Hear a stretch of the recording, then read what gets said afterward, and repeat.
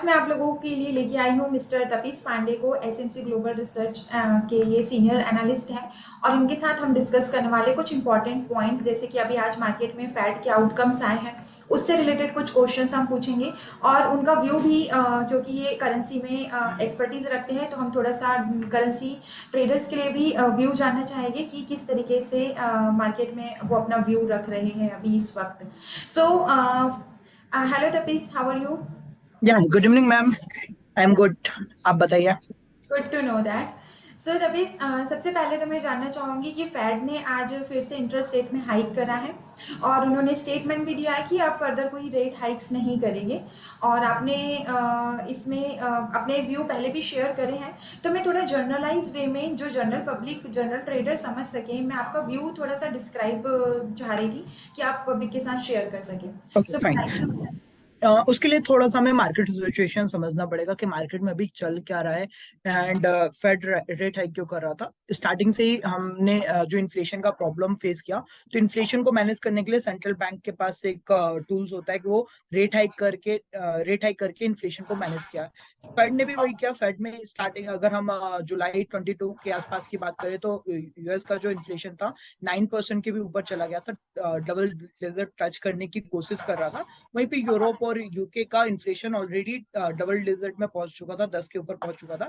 वहां पे इन्होंने एग्रेसिव रेट हाइक की पॉलिसी अडॉप्ट की और कंटिन्यूसली रेट हाइक करना स्टार्ट किया। और हम देख सकते हैं कि पिछले 10 मीटिंग्स में इन्होंने 10 बार रेट हाइक किया है और नियरली 475 बेसिस पॉइंट का रेट हाइक किया। इनिशियली ये जो प्रोसेस थी हेल्प की, यूएस को हेल्प कर रही थी, बाकी यूरोप और यूरोप, जापान एंड यूके को जरूर हैम्पर कर रही थी, उनकी इकोनॉमी को हैम्पर कर रही थी। लेकिन लेटर ऑन क्या हुआ, जब हम रेट हाइक करते हैं तो हमारी कॉस्ट कैपिटल कॉस्टली हो जाती है, cost of borrowing cost costly हो जाती है because rate hike. Right.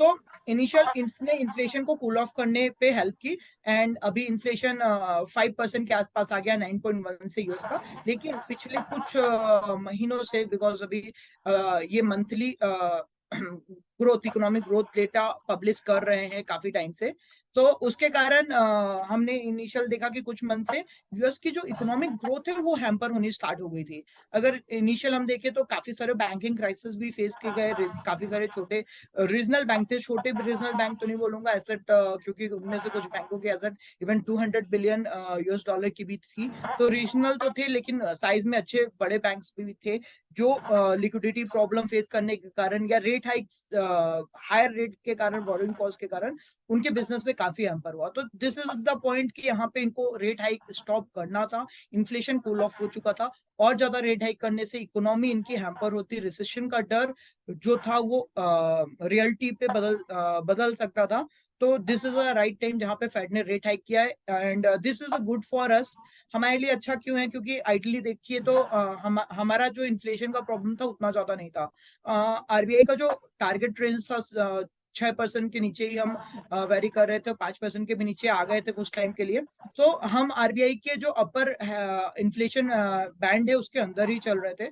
RBI ने पहले ही अपने पॉलिसी पे रेट हाइक पॉज कर दिया है, ग्रोथ स्टेबल है। इवन अगर हम आईएमएफ का डेटा देखें तो आईएमएफ एक्सपेक्ट कर रहा है कि India will be the highest growing country, मतलब G20 में सबसे ज्यादा जो ग्रोथ एक्सपेक्ट की जा रही है वो इंडिया से आईएमएफ कर रहा है आने वाले टाइम पे। And global overall global economy में जो हाईएस्ट ग्रोथ है, कंट्रीब्यूशन है, वो इंडिया ही चाइना का 50% कंसिडर राइट। किया जा रहा है। सो इंडिया पे जो मार्केट में थोड़ी वॉलेटिलिटी थी वो इन्फ्लेशन के कारण नहीं थी, वो यहाँ पे पॉलिसीज पे रेट्स के कारण नहीं थी, वो जो थी ग्लोबल कंसर्न के कारण थी। यूएस रेट हाइक कर रहा था, यूएस के यील्ड बढ़ रहे थे, तो एफआईज इंडियन मार्केट से निकल के जा रहे थे। अब ये साइकिल स्टॉप हो चुका है, अब जो एफआईज हैं वो ग्रोथ पे फोकस करेंगे। अब ग्रोथ पे यूएस को इन्फ्लेशन मैनेज करने में अभी भी बहुत ज्यादा टाइम लगेगा, उनका जो टारगेट है उसको अचीव करने पे उनको टाइम लगेगा। पॉवल ने भी बोला है रिसेंटली कि पॉवल ने और दूसरे जो एफओएमसी के मेंबर्स थे उन्होंने भी इंडिकेट किया कि inflation will be the concern. So अभी फर्दर वो इमीडिएटली रेट कट नहीं करेंगे, रेट को पॉज रखेंगे। तो यहाँ पे जो इमर्जिंग मार्केट है, इंडिया है, चाइना है, जिनकी इकोनॉमी स्टेबल है, यहाँ पे वापस एफआईज आने स्टार्ट होंगे। एफआईज नहीं आ रहे थे जस्ट बिकॉज की यील्ड बढ़ रहा था, करेंसी रिस्क बढ़ रहा था, मार्केट रिस्क बढ़ रहा था, इसलिए एफआईज ज्यादा बॉन्ड मार्केट में इन्वेस्ट करेगी, बॉन्ड मार्केट में अच्छा रिटर्न मिल रहा था। बॉन्ड और यील्ड नहीं बढ़ेगी, यील्ड कूल ऑफ ही होगी, तो ऑब्वियसली है उनको एक बेस्ट प्लेस चाहिए होगा इन्वेस्टमेंट के लिए। तो India, China and other emerging economy will be the right place, जहाँ पे इंडिया की स्पेशली बात करूं तो इन्फ्लेशन मैनेज है, पॉलिसी में कोई कंफ्यूजन नहीं है। सो पिछले 4-5 दिन से हम देखें तो नियरली 10,000 CR के आसपास एफआईस ने बाइंग भी की है।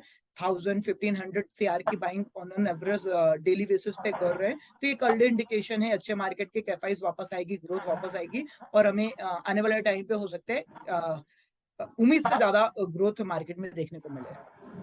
ओके, तो मेरा नेक्स्ट क्वेश्चन आपसे यही था, बट आपने इतने अच्छे से उसको डिस्क्राइब करा कि मैं खुद रिलेट कर पा रही हूँ कि इसके पॉजिटिव आउटकम्स इंडियन मार्केट में या दूसरे एमर्जिंग इकोनॉमिक्स में क्या हो सकते हैं। सो स्टिल अगर हम अभी जो निफ्टी में आज तेजी थी, तो क्या हम इसको इस इंटरेस्ट रेट का जो हमारा कंसेप्ट अभी हमने अंडरस्टूड करा और हम देख रहे कि यील्ड में भी कूल ऑफ मिल रहा है, तो क्या हम इसको इससे रिलेट कर सकते हैं या आज की तेजी के रीजंस कुछ और थे? बिल्कुल, यहाँ पे मेन रीजन था एफआईएस के लिए, वापस एफआईएस के लिए जो रास्ते मुश्किल पड़ गए थे वो वापस आसान हो चुके हैं। जो उनका रूट था उस पे जो कांटे पड़े हुए थे रेट हाइक के, वो कांटे हट गए हैं।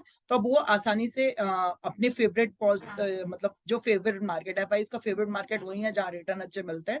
इमर्जिंग मार्केट फेवरेट मार्केट है, बट 1.5 साल से वो वहां पे नहीं इन्वेस्ट कर पा रहे थे due to rate hike cycle, yield risk. अब वो सॉल्व हो चुका है, तो एफआईएस वापस आ जाएंगे। उस पे आने वाले टाइम पे हमें जो चीज मॉनिटर करनी होगी, अगर इन्फ्लेशन फ्यूचर पे अंडर कंट्रोल नहीं हुआ यूएस का या फिर ग्लोबल, तो वो एक कंसर्न जरूर रह सकता है। तो उस पे हमें अभी भी नजर बना के रखनी होगी कि आने वाले टाइम पे इन्फ्लेशन क्या, अभी इन्फ्लेशन कैसा रहता है। अभी कमिंग वीक में ही हमें आज ही अभी हम बात कर रहे हैं 15 मिनट बाद ईसीबी की पॉलिसी है। ईसीबी का यूरोपियन सेंट्रल बैंक का जो स्टैंड होता है या उनका जो फोरकास्ट होता है, प्लस कमिंग वीक में, इसी वीक में हमारा बैंक ऑफ इंग्लैंड का भी पॉलिसी है। यूरोप के भी इन्फ्लेशन, मतलब यूएस के भी इन्फ्लेशन नंबर इसी वीक में हमें देखने को मिलेंगे। तो आने वाले टाइम पे भी हमें इन्फ्लेशन नंबर पे नजर रखनी पड़ेगी। अगर इन्फ्लेशन नंबर सेंट्रल बैंक के जो टारगेट है उससे ज्यादा रहा, तो हो सकता है वो चीज क्रिएट करे, वहां पे वापस यील्ड बढ़नी स्टार्ट हो, रेट हाइक की एक्सपेक्टेशन स्टार्ट हो, तो वो चीज हैम्पर करेगी। अदरवाइज अगर इन्फ्लेशन मतलब स्पेशली द यूएस के इन्फ्लेशन रेंज या बहुत ज्यादा डरावना नहीं रहा, रेंज पे रहा, तो वो जरूर एफआईएस को हेल्प करेगा इमर्जिंग मार्केट में मूव करने के लिए। Right. So as per the concern जो इंट्राडे ट्रेडर्स हैं, सी हमें इनके जो आउटकम्स होते हैं, अभी तक जितने भी सिनेरियो मार्केट में डेवलप हो रहे थे, चाहे मैं इंडियन इकोनॉमी की बात करूं या यूएस इकोनॉमी की बात करूं, आउटकम्स का जो टाइम होता है या इनका जो इम्पैक्ट होता है, ये स्लोली स्लोली होता है, ग्रेजुअली होता है, और हमें सडनली पता चलता है कि ये आउटकम्स हुए हैं और इसका ये इम्पैक्ट हुआ है। इंट्राडे ट्रेडर मीन वाइल, अब जैसे हम जो इन्फ्लेशन को नहीं फॉलो करते हैं या इतने डेटा को नहीं फॉलो करते, तो इंट्राडे ट्रेडर्स को बेसिकली किन मेजर थिंग्स को फॉलो करना चाहिए या किस पर्टिकुलर सेगमेंट पे उनको ध्यान रखना चाहिए ताकि वो अपनी ट्रेडिंग पे आने वाले डिसीजंस को स्मार्टली ले सकें, अपार्ट फ्रॉम यहाँ पे टेक्निकल्स? अगर हम 1.5 साल की बात करें, पिछले 1.5-2 सालों से जो मार्केट का मूवमेंट है वो सेंट्रल बैंकर्स के एक्शन पे ही डिपेंड होता था। सेंट्रल बैंक जो बोलते थे उसके हिसाब से ही पूरा मार्केट चलता था, specially the US central bank.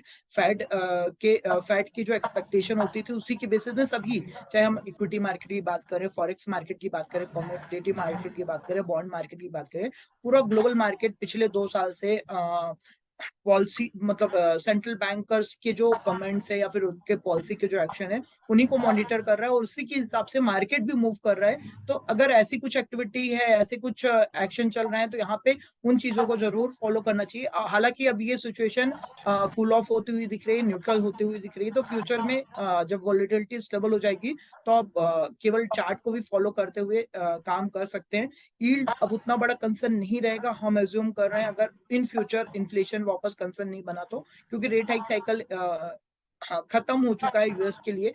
हम उम्मीद अभी करके चल रहे हैं खत्म हो चुका है, तो राइट। अब उतना मैटर नहीं है। अगर एक आप कुछ महीने पहले ये क्वेश्चन पूछा होता तो मैं जरूर बोलता कि आपको यूएस के 10 ईयर बॉन्ड के यील्ड पे नजर रखनी चाहिए थी, वो काफी इम्पैक्ट कर रहा है। अभी मेजरली आप डोमेस्टिक फैक्टर पे इम्पैक्ट नजर रखिए। एक जो इंडिकेटर है जिसपे मैं जरूर बोलना चाहूंगा आपको नजर बना के रखनी चाहिए, एफआईस एक्टिविटीज। एफआईस का मार्केट में कॉन्फिडेंस बढ़ रहा है या घट रहा है, उस चीज को जरूर ऑब्जर्व कीजिए। अगर ग्लोबल में कुछ कंसर्न होगा, ग्लोबल इकोनॉमी में कुछ कंसर्न होगा, रिसेशन फेयर वापस बढ़ेगा, तो एफआईस के एक्शन से आपको थोड़ा पहले पता चल जाएगा। अगर एफआईस किसी market, not only the Indian market, अगर आप देखो ओवरऑल ग्लोबल मार्केट में भी ऑब्जर्व कर सकते हो, जब भी कुछ सिचुएशन रिस्क की सिचुएशन, मार्केट में कुछ रिस्क आने हो जाता है, अगर एफआईस के एक्शन को आप फॉलो करते हो तो आपको एक अर्ली इंडिकेशन दे सकता है। तो आने वाले टाइम पे भी यहाँ पे यही सलाह रहेगी कि आप एफआईस की फॉरेन इंस्टीट्यूशनल के एक्टिविटीज पे नजर रखिए, वो आपको एक अर्ली इंडिकेशन दे सकते हैं मार्केट में अगर कुछ कंसर्न होगा तो। Okay, so thank you so much for giving your valuable time. आपने इतने बिजी शेड्यूल से हमारे लिए टाइम निकाला, और ऐसे ही इंफॉर्मेटिव वीडियोस के लिए, ऐसे ही डिस्कशंस के लिए हम तपीस पांडे जी को फिर से इनवाइट करेंगे। So thank you SMC Global Research for giving this opportunity to connect with you. Thank you so much ma'am. Thank you. So gap up opening के बाद अगर सपोर्ट नहीं टूटा है, सो सपोर्ट अगर ब्रेक होता तो ये गैप फिल होने की प्रोबेबिलिटी होती है, ये मार्केट में गैप थ्योरी कहती है। सो ट्रेडिंग में आज निफ्टी ने गैप अप ओपनिंग के बाद यहाँ कंसोलिडेशन रेंज को फॉलो करा, क्योंकि ना तो रेजिस्टेंस ब्रेक करा और ना ही सपोर्ट ब्रेक करा है। बट ये जोन हमारे लिए इंपॉर्टेंट हो जाते हैं अगर हमें फर्दर कोई ट्रेड प्लान करने होते हैं। So this is how market today reacted. और गैप थ्योरी में डिफरेंट टाइप के गैप्स होते हैं, ठीक है। सो अभी चूंकि यहाँ पर हमको एक नॉर्मल कंटिन्यूशन, यहाँ कंसोलिडेशन रेंज को फॉलो करा, क्योंकि ना तो रेजिस्टेंस ब्रेक करा ना ही सपोर्ट ब्रेक करा है। बट ये जोन हमारे लिए इंपॉर्टेंट हो जाते हैं अगर हमें फर्दर कोई ट्रेड प्लान करने होते हैं। So this is how market today reacted. और गैप थ्योरी में डिफरेंट टाइप के गैप्स होते हैं, ठीक है। सो अभी चूंकि यहाँ पर हमको एक गैप अप ओपनिंग के बाद मार्केट में जो है वो कंसोलिडेशन रेंज बनी रही, थ्रू आउट द डे रहता है। गैप के बाद आपको हमेशा ही इस रेंज को फॉलो करने की हैबिट रखनी है कि अगर गैप अप हाई ब्रेक नहीं हो रहा है तो कोई न्यू बाइंग जनरेट ना करे, अगर सपोर्ट ब्रेक नहीं हो रहा है तो कोई न्यू सेलिंग जनरेट ना करे। मीनवाइल निफ्टी ने एक छोटा सा यहाँ पर हैंगिंग मैन फॉर्मेशन बनाया है, जिसकी वजह से लास्ट मोमेंट पे हमको थोड़ा सा सेलिंग प्रेशर मिला है, और मे बी निफ्टी इस हैंगिंग मैन को थोड़ा सा सपोर्ट करे या इसके अकॉर्डिंग थोड़ा सा रिएक्शन दे मार्केट पे। सो इस तरीके से हमारे टेक्निकल काम करते हैं। इसी के साथ अगर हम बैंक निफ्टी की बात करें तो बैंक निफ्टी में भी सेम फॉर्मेशन था। बैंक निफ्टी में भी आज हमें समहाउ यही रेंज मिली मार्केट में। आप देख सकते हो गैप अप खुलने के बाद इस कैंडल ने हाई क्रॉस किया था, बस इस कैंडल का हाई क्रॉस नहीं हुआ, इसलिए बैंक निफ्टी ने कोई बाइंग कंटिन्यू नहीं करी।